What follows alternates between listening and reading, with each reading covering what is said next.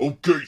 Hey, get the damn VCR working. I want to watch a Christmas film. You know, one of those old ones or something. No. You know what I'm talking about? You know, like No. Little Christmas, Little Hoo-Hoo, Little Santa Claus. No, I love Santa Claus, by the way. He's great.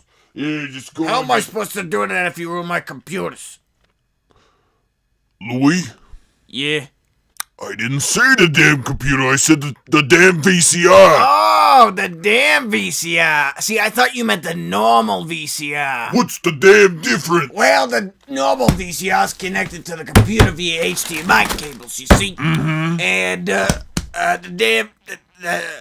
damn VCR is actually connected to the old TV set over here. What the? Louis, just get to work, damn it. I swear you're dumber than a rock sometimes. It's not my fault. You're not more specific. We have several damn things in here. It's fucking hard to keep track. Hey, we do not say that here. It's Christmas time. Jesus doesn't like that. What the hell are you talking about? You said the damn F word. There might be kids listening to this damn thing, and you don't want to ruin any of the experiences of something, What are you talking about? You know what? I'm just gonna get back. I don't know what the hell's wrong with you. I'm just trying to keep it child-friendly over here. Since when have you ever been child-friendly? Since, yesterday? Yeah, that's what I thought. You don't know shit. Stop saying bad words! Ah, shut up! Get this damn thing to work, okay? And then we can just sit back and watch the movie. Okay, whatever. Stupid. Okay, let's see here. Is it working? Of course it's working, you damn nitwit. Hey, don't call me that or I'm telling Mom. Ah! Thank you all for listening to this feature or presentation. There it We is, sincerely Frankie. hope that you enjoy. Dave's bar had never been a place of popularity. Day in and day out, Dave had meticulously cleaned and polished his little slice of home. He had inherited the bar some time ago from his father, who'd run it before him, and though business was scarce, Dave kept it running out of stubborn pride. The kind of pride that made a man believe the world would one day recognize the charm of his dimly lit establishment, with its mismatched stools and the faint smell of old pine lingering in the air. On most days, the patrons consisted of a few drifters and townsfolk looking for a quiet place to sip away their troubles. But tonight was different. The saloon doors creaked open, drawing the gaze of the few patrons nursing their drinks. The figure that stepped inside was cloaked in a heavy coat, its edges dusted with snow. The wide-brimmed hat obscured most of the stranger's face, and a scarf wrapped tightly around the lower half added to the air of mystery. He moved with deliberate purpose, each bootfall echoing against the wooden floorboards as he approached the bar. Dave, polishing a glass with a rag that had seen better days, glanced up with a mix of curiosity and caution. Evening, stranger. What can I get for you? The figure didn't respond immediately, instead tugging at his gloves and scanning the room with eyes that remained hidden beneath the shadow of the hat. Finally, he spoke. Whiskey, neat. Dave nodded, pouring the drink and sliding it across the counter. The stranger caught it effortlessly, lifting it in a small salute before pulling down his scarf to take a sip. The movement revealed a weathered face, marked by time and hardship. But there was something else, a familiar edge of determination that Dave couldn't quite place. As the stranger settled into his drink, the bar resumed its quiet murmur. But the peace didn't last. I'm looking for someone, goes by the name Jingle. Short fella, quick with his hands, likes to mess with people who don't belong. The mention of the name sent a shiver through the room. One patron's glass stopped halfway to his lips. Another shifted uncomfortably in his seat. Dave froze, the rag in his hand forgotten. Can't say I've heard of him. The stranger's lips curled into a half smile as he set the glass down. He leaned forward slightly, lowering his voice so only Dave could hear. You see, I've got a score to settle with that little rat. Name's Walter Montgomery, and I ain't leaving until I find him. Dave's eyes widened as recognition dawned. Walter Montgomery, the man who'd disappeared almost a year ago, only to re-emerge with tales of Santa's workshop and a mischievous elf named Jingle. Most folks had dismissed it as drunken rambling, but the fire in Walter's eyes told a different story. Before Dave could respond, the saloon doors swung open again, letting in a burst of icy wind. A new figure stepped inside, smaller and quicker, with a mischievous glint in his eyes. He was dressed in a tattered trench coat that barely concealed the faint shimmer of frost trailing behind him. Walter's hand twitched toward his belt, where a holster hung low, its contents hidden but ready. Well, well, well. Speak of the devil, and he shall appear. I'll admit, you must have a mad pair of Christmas ornaments showing up here, kid. But if you think you're gonna escape here alive, think again. Hello, Walter. I gotta say, I didn't think you'd have the gumption to show your frosty mug around here. Figured you were still licking your wounds from last Christmas. Oh, I'd been busy. Walter then leaned forward, the dim light catching the scar running across his cheek. Busy thinking about payback. You don't scare me, old man. You never did. I reckon you're all bark and no bite.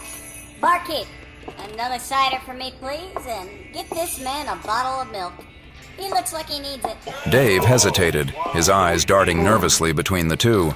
Walter, unbothered, reached into his coat and pulled out a worn piece of paper. He unfolded it with care, revealing a crude sketch of Jingle's face with a hastily scrawled message. Wanted for holiday misconduct. You really are full of it. You've got a lot to answer for, Jingle. But I ain't here to talk. He stood, towering over the much shorter elf, and let his hand hover dangerously close to the holster at his hip. Jingle's eyes narrowed, his smirk gone. You really want to fight, Walter? You better be ready to jingle all the way to the afterlife. The tension in the room crackled like a lit firecracker, every patron frozen in their seats. Even Dave backed away. Not my bar, not again. In a single, fluid motion, Walter's hand shot to his sidearm. It was a weathered Colt single-action army, the kind they used to call the Peacemaker. Though Walter had no intention of making peace tonight, the polished steel caught the faint light of the flickering lanterns as he drew, spinning the revolver on his finger like an old gunslinger in a high-stakes duel. The elf ducked with uncanny agility, the bullet tearing through the hat he'd tipped moments ago, sending it spinning onto the bar counter. Miss me, old-timer. You're still quick. I'll give you that shit. His movements were a bizarre mix of martial grace and Christmas cheer, like a dancer at the world's deadliest holiday parade. Ready for the speed round, kid? Jingle didn't wait. He grabbed a stray ornament from Dave's half-decorated tree, hurling it like a grenade. It shattered at Walter's feet, erupting in a cloud of glitter and smoke. You little shit. The sound of tiny, hurried footsteps echoed around him. Jingle was fast. Too fast. Walter narrowed his eyes and stepped forward, his revolver at the ready. The Christmas haze made it difficult to see, but his instincts were sharper than a candy cane dagger. He heard a faint click, followed by the unmistakable hum of machinery. The smoke parted just in time for Walter to see Jingle grinning, holding what looked like a toy gun, except it was no toy. A glowing ring of light burst forth from the barrel, expanding outward like liquid energy. Before Walter could react, the air in front of him twisted, bending into a swirling blue and white portal. Jingle darted forward, aiming to shove Walter straight through. Hold still, cowboy. Walter spun at the last second, grabbing Jingle by the collar. If I'm going, then you're going too, you pint-sized menace. The two tumbled through the portal, the bar disappearing behind them in a flash of swirling color. Oh, thank God. Anybody want a drink? I'll take you. Too bad, we're closed. Ouch! They plummeted through a tunnel of shimmering light, the force of it tearing at their clothes and rattling their bones. Walter wrestled Jingle midair, fists flying as they fell through an ever-shifting void. Take that.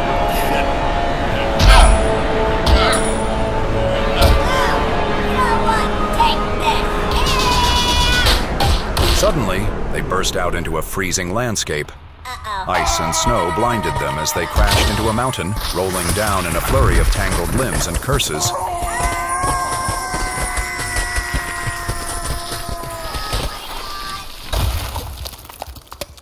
Walter managed to land on top, pinning Jingle into the powdery ground.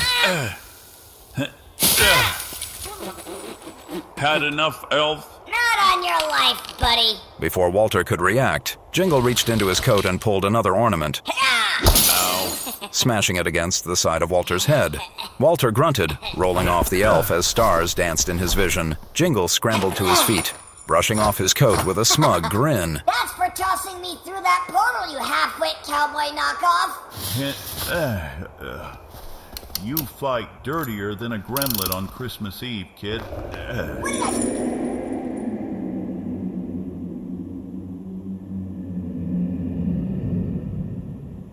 Oh, shit. Get down. The ground beneath them trembled, tiny cracks spidering through the ice. Then, from the shadows of the jagged cliffs, two massive glowing eyes appeared, cold, calculating, and brimming with ancient malice. What the hell is that? That would be the Yule Cat. I'm betting it's not here to wish us a Merry Christmas. The beast let out an ear-splitting roar, snow and ice blasting into the air as it lunged. Walter barely had time to curse before he and Jingle took off running, the monstrous feline crashing through the tundra behind them. You have any plans now, Elf? No! Just run as fast as you can! The tundra blurred past in a white-knuckled frenzy, Walter's boots pounding the snow like thunder, Jingle's tiny legs pumping triple time beside him. The Yule Cat's roar shook the earth, a guttural bellow that promised bones for breakfast and screams for dessert. This wasn't some alley tomcat. This beast was a nightmare forged in Jotunheim forges, a hulking shadow of midnight fur and razor ice claws, eyes like fractured emeralds glowing with famine's hunger. 20 feet at the shoulder, it barreled through the pines, splintering trunks like matchsticks, its maw gaping wide enough to swallow a sleigh whole. Lit up, now.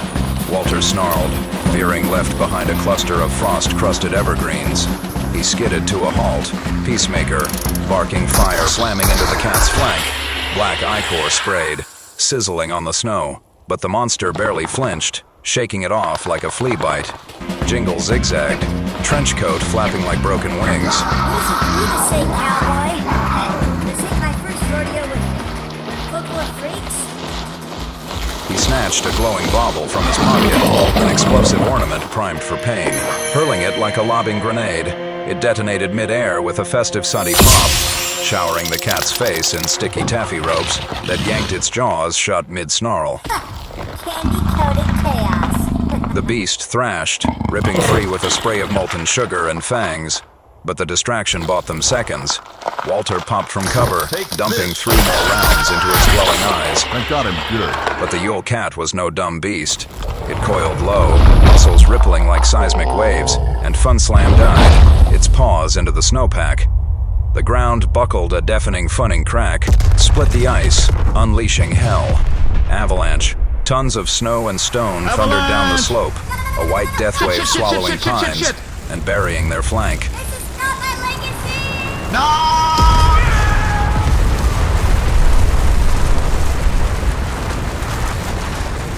So you're actually serious right now? You actually have no idea what I'm talking about? No, I have no idea what you're talking about. There's nothing like that here. There's a North Pole. It's not a shopping center. Butternut Flapjack had a simple job, elf in training, third-string toy assembler, the kind of dork who triple-checked every teddy bear's smile before it shipped. Goofy as a gumdrop in a gunfight, with floppy ears, a polka dot apron stained from eternal cookie spills, and a name that got him wedgied by the big elves back in the day. He'd inherited the front desk gig after Jingle That Rogue outlaw elf ditched the North Pole for whatever pint-sized vendettas haunted his holly jolly soul. Things had gone sideways since, deliveries late, reindeer on strike, and now this new head elf, incompetent as a one-legged ice skater named Twinkles, who spent more time napping than leading. All I'm saying is that if you really had it, then I wouldn't bother you so much. I mean, Butternut, sure as Sleet wasn't built for wrangling vagrants, especially not Civituvant. Won a staggering ruin in threadbare robes, stiff with unnameable crusts, beard matted like a sewer rat's nest, eyes wild with juice, junkie fever. Drunkatine wheezed over the counter, reeking of fermented regret and hot magma bowels. don't tell Santa! If you're done talking to yourself or listening to something weird, I would like you to go. Can't do that.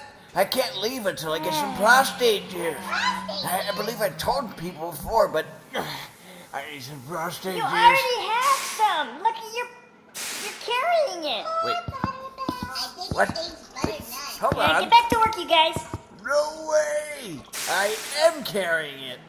Now, little fella, do you know if you have any of those vomit pails? I'm sorry? Yeah, you know the ones that you vomited after you feel what not so good because you got too drunk.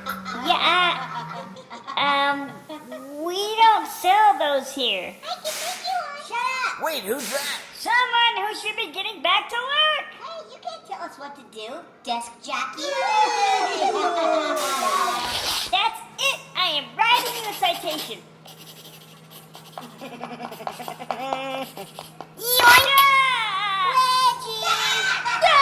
I hate you guys.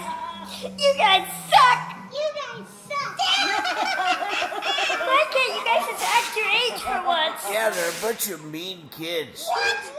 That's true. On top of late deliveries, lazy employees, and I can't imagine how this day would get any worse. It was then that the west wall exploded. So very full of fire, Walter. What's going The on? elf had gone mad. Jinga? In one hand, he carried an elven fire sword, and in the Where'd you other, get that? carried the detonator. Wait, detonator? You've got to be flippin' kidding me. How do you punish that? Bull hunky. Absolute crap. Ah, what is this? This game is rigged. Why can't I be a pro gamer? Why is this? Because you're Santa Claus. Honey, don't you think that... Hold on, babe. Let me keep this noob's ass real quick. Come on, come on, come on, come on, come on, come on. Yes, fatal blow. Opening. Got it. Yes! Punch him! Slice him! Dice him! Honey, I'm beginning to think that you like this game too much. Why? That is ridiculous. No! Oh! Oh, great. The power's off. Yep. What have I done? I don't get. Probably set up a new Christmas meth lab.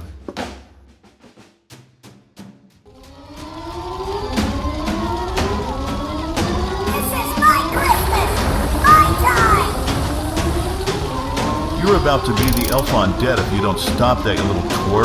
No! Fight me! I'll be able to carry the coffin under my arm. I would make your life so much different. Santa has no jurisdiction. I will end you. Is that so, Jingle? Uh-oh. Damn right, uh-oh. Look at the mess you've made. It looked for all the world like Jingle had unleashed a damn mini nuke. In the frenzied pursuit of chaos, entire shelves dangled by a fraying thread or lay in shattered ruin, the west wall yawning with a massive jagged maw from the earlier avalanche, and the explosives and fire had ravaged the place, inflicting a multitude of scorched, splintered devastation. Walter had Jingle pinned against a baseboard, while many elves were huddled amongst the rubble. Drunkatine lay in the corner, his Santa hat and fake glasses quite askew, and of course, somehow, by some Christmas miracle, stood Butternut's desk, completely intact. My desk is ruined. It's not intact. Looks intact to me. But it's not. All the papers are ruined. They're out of order. It's gonna take me years to fix all these forms. Well, you're in luck. Jingle would love to help you. I wouldn't. You most certainly would. Nuh-uh. Yes, you absolutely would. That you're also gonna help clean up this mess. Clean up and what? Let me guess. Big Fatty's gonna stay in his room and play video games. Yep, you No, got I it. don't think so. Wait, what? That's right, we're all gonna clean this huge mess you've made. But it's not even my mess. Who's the one being punished here, me or the bad elf? You know what? Stop laughing at me, Jingle, or I'll have your head. Ooh, man, look at the time. I might as well be going. It's a long way home. Who are you planning on going with? I can handle myself. I'll go with you. I'm meaning to leave anyway. They don't have the right brand of prostate juice here. Oh, thanks, Drunkatine. I'm afraid you just can't go today. We're gonna need all the help we can get. They toiled through the howling night, elves hammering beams, Walter hauling splintered shelves with grizzled grit, Jingle rigging gadget, glue to mend the west wall's avalanche, gouged maw. Santa swept glitter, shrapnel with a massive broom. Mrs. Claus baked morale, boosting cookies amid the chaos. Even Drunkatine, half sober, mopped magma stains with his robe, muttering prophecies between hiccups. Through the sweat and sawdust, amidst barroom brawls and tundra terror, the old adversaries, Walter and Jingle had glimpsed the steel in each other's spines, a gunslinger's unyielding honor, an elf's sly, uncrackable spark, revenge thawed into respect like hoarfrost under dawn. And finally, as the workshop gleamed reborn under twinkling lights, they all gathered round the fire. What lesson burned bright that Yuletide? What it was I have honestly no freaking idea. Something undoubtedly Christmassy and happy.